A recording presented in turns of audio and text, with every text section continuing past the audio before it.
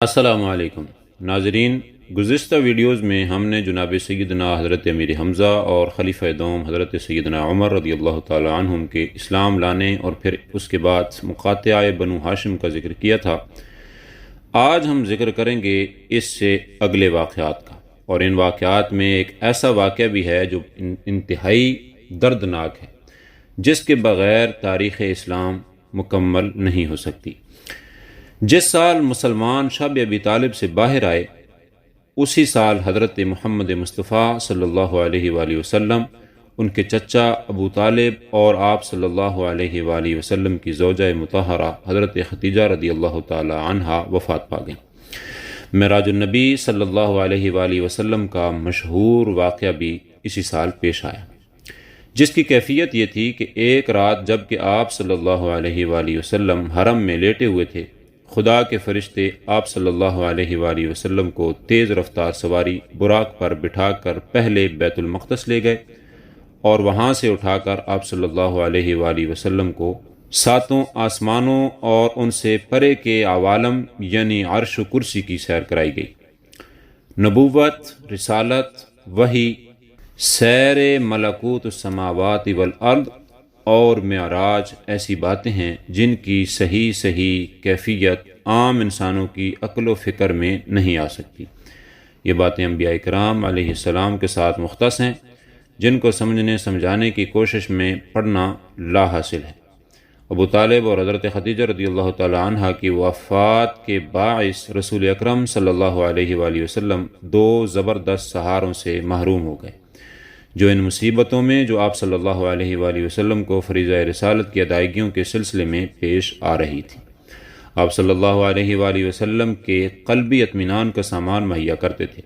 بنو ہاشم اور مسلمانوں کے مقاطعہ کا معاہدہ جو مکہ کے مشرکوں نے آپس میں طے کر رکھا تھا، بعض رحمدل اشخاص کی کوششوں سے منسوخ ہو چکا تھا، لیکن مشرکوں کی غالب اکثریت بنو ہاشم اور دوسرے مسلمانوں سے کسی قسم کا سروکار نہ رکھتی تھی۔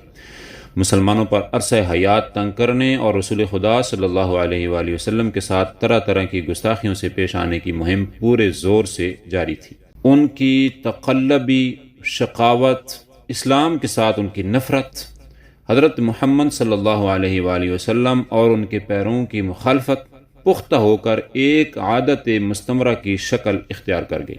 ان زہرہ گداز مشکلات کے باوجود خدا کے رسول صلی اللہ علیہ وآلہ وسلم نے اسلام کی دعوت کا کام اسی والہانہ جوش اور شیفتگی کے ساتھ جاری رکھا جس طرح سے ابتدا میں شروع کیا تھا۔ ایک دن سرور کائنات سرکار دو عالم حضرت محمد صلی اللہ علیہ وآلہ وسلم اہل مکہ کے اصلاح حال کی طرف سے مایوس ہو کر طائف کو چل پڑے، تاکہ وہاں کے لوگوں کو خدا کے پیغام سے آگاہ کریں اور دین اسلام کی دعوت دیں۔ طائف مکہ سے کوئی 75 میل کے فاصلے پر عربوں کی ایک مشہور بستی تھی جو بہت ہی زرخیز اور سیر حاصل زمین میں آباد تھی۔ یہ بستی اب بھی قائم ہے۔ طائف پہنچ کر پیغمبر اسلام صلی اللہ علیہ وآلہ وسلم خاندان عمیر کے شیوخ کے پاس گئے، جو وہاں کے قبیلوں میں سب سے زیادہ بااثر گھرانہ تھا۔ یہ شیوخ عبد یا لیل، مسعود اور حبیب نامی 3 بھائی تھے۔ اسلام کے داعی صلی اللہ علیہ وآلہ وسلم یکے بعد دیگرے ان تینوں کے پاس پہنچے۔ ان تینوں نے جو جواب دیے وہ روسائے عرب کی نخوت و رعونت کا ایک روشن ثبوت ہیں۔ ایک نے کہا، اگر خدا نے تجھے پیغمبر بنا کر بھیجا ہے تو وہ خود کعبے کا پردہ چاک کر رہا ہے۔ دوسرے نے کہا، کیا خدا کو تیرے سوا کوئی اور شخص نہ ملا جسے پیغمبر بنا کر بھیجتا؟ تیسرا بولا، میں کسی حال میں تیرے ساتھ بات نہیں کر سکتا۔ اگر تو سچا ہے تو تجھ سے گفتگو کرنا خلاف ادب ہے، اور اگر تو جھوٹا ہے تو گفتگو کے قابل نہیں۔ طائف کے ان رئیسوں نے بازار کے اوباشوں اور لونڈوں کو اکسا دیا کہ وہ خدا کے اس پیغمبر کی ہنسی اڑائیں۔ لونڈوں اور اوباشوں کی ٹولیاں جمع ہو گئی، جنہوں نے سرور دو عالم صلی اللہ علیہ وآلہ وسلم کو اینٹ اور پتھر مار مار کر لہو لہان کر دیا۔ پیغمبر خدا صلی اللہ علیہ وآلہ وسلم کی حالت دیکھ کر شہر کے لونڈے اور اوباش ہنستے اور تالیاں بجاتے تھے۔ آپ صلی اللہ علیہ وآلہ وسلم گر پڑتے، تو آپ صلی اللہ علیہ وآلہ وسلم کو بازو سے پکڑ کر پھر کھڑا کر دیا جاتا اور چلنے پر مجبور کیا جاتا تھا۔ آپ صلی اللہ علیہ وآلہ وسلم نے آخر انگور کے ایک باغ میں جا کر پناہ لی جو عتبہ بن ربیعہ نامی ایک شخص کا تھا۔ عتبہ نے عربوں کی روایتی مہمان نوازی کے جذبہ سے متاثر ہو کر انگوروں کا خوشہ تشتری میں لگا کر بھیجا۔ طائف کے اس واقعہ نے ظاہر کر دیا کہ بیرون مکہ کے بادیہ نشین اپنے معتقدات کے مقابلے میں کوئی نئی بات سننے کے معاملے میں مشرکین مکہ سے بھی زیادہ سخت گیر تھے۔ رسول خدا صلی اللہ علیہ وآلہ وسلم طائف سے نکل کر چند روز نخلہ میں ٹھہرے، وہاں سے ہرا گئے۔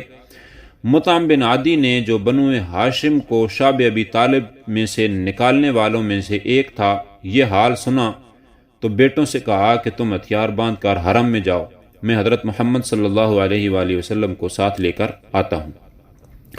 مطعم بن عدی محمد صلی اللہ علیہ وآلہ وسلم کو مکہ لایا اور حرم کے پاس پہنچ کر پکارا کہ میں نے حضرت محمد صلی اللہ علیہ وآلہ وسلم کو پناہ دی ہے، لہذا کسی نے آپ کے ساتھ تعرض نہ کیا۔